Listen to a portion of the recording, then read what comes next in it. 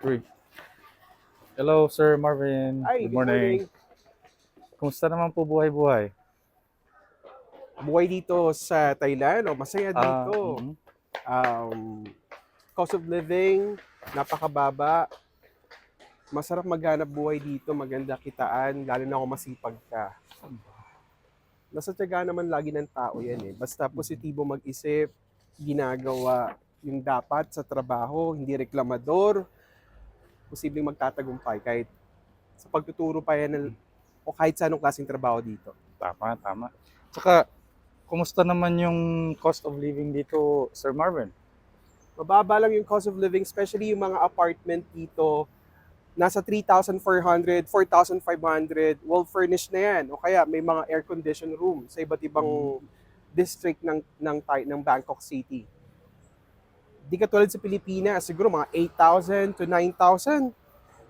Siguro sa ganung range pa lang tsaka ka makakakuha ng air conditioned room Ang o galing, kaya ano? well furnished. Dito sa Thailand, maganda sila, maganda yung mga panirahan nila, yung mga apartments or condominium. Pero para sa akin, mas gusto kong tumira sa condominium kasi mas safe. I At see. saka affordable naman talaga ng mga Pilipinong nagtatrabaho dito. Nasa, Mostly. nasa magkano naman yan, Sir Marvin? Ano ba yan?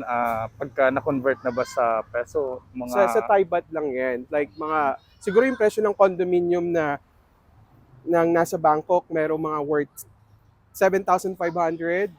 Mga perimeter area na yan. O kaya naman worth 8,500.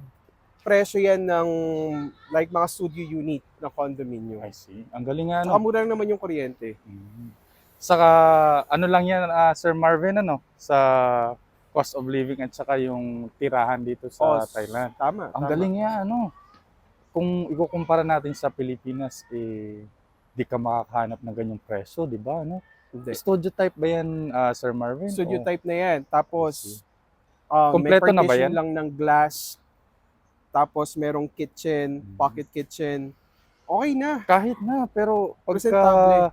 sa Pilipinas, mahal yan, di ba? Nag-range siya ng 20 to 40,000 peso per Oo, month. lalo na sa syudad. Grabe, Diba? Sa no? Manila, Napaka-affordable expensive. talaga. Basta, ano, no? Magaling ka lang maghanap ng locations. Nakadepende din ba yan sa location, Sir Marvin? Tama, nakakadepende sa location. Kung within the city ka, heart of the city ka ng Bangkok, mas mataas yung range ng babayaran mo, yung apartment na fee or condominium, mas mataas-taas siya konti. Siguro mga 5,000, 6,000, in more like sa sentro mismo. Pero pag nasa perimeter area ka ng Bangkok, perimeter ka, like ako, nakatira ko sa perimeter area, I have like 30 square meter na condo unit na tinitirahan and I'm paying around 7,500. Wow. Pero lahat naman ng amenities sobrang ganda. May sky pool pa nga, di ba? Wow. Galing. I mean, kung gusto mo ng ganong klaseng maayos, safe, and relaxing na panirahan. Like, uwi ka sa bahay, siyempre, yun man the house is your comfort zone eh. So, Nice. importante na yung tutuluyan mo Tama, tama, tama. after a stressful day, marirelax ka. Diba? Galing. At Sa saka, ganong, oo nga, no? Napaka-affordable nga niya. So, mapunta tayo sa ano, sir, Sir Marvin, sa transportation naman. Paano yung transportation mo? Like, example, doon sa bahay mo, tsaka papunta sa school, dito sa school mo. Tingnan mo yung, napapangiti ako kasi oo, ang laki ng ang laki ng diferensya nito sa Pilipinas. Kaya napapamahal ako ritong tumira kasi nga ang transportation is very accessible. Yung train nila coded into different colors yan. So blue, yellow, pink lines. So madali lang din yung pagtransit sa sa iba't ibang lugar, mga ayos. district kasi nga yung lines nila konektado na no? Tapos mura lang yung bus, pinakamurang presyo na bayad sa bus, 8 baht, siguro mga magkano yun sa atin, mga 12 peso, ganun. Mhm. Pero bukod pa dyan, may mga free transportation bus na rumuruta.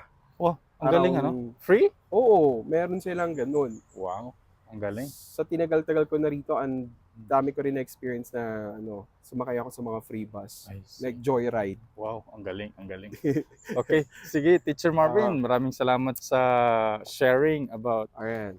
Anytime. pamumuhay mo at saka cost of living dito sa Thailand. Siyempre, basta sa matinong usapan, usapang matino, I'm always ready for that.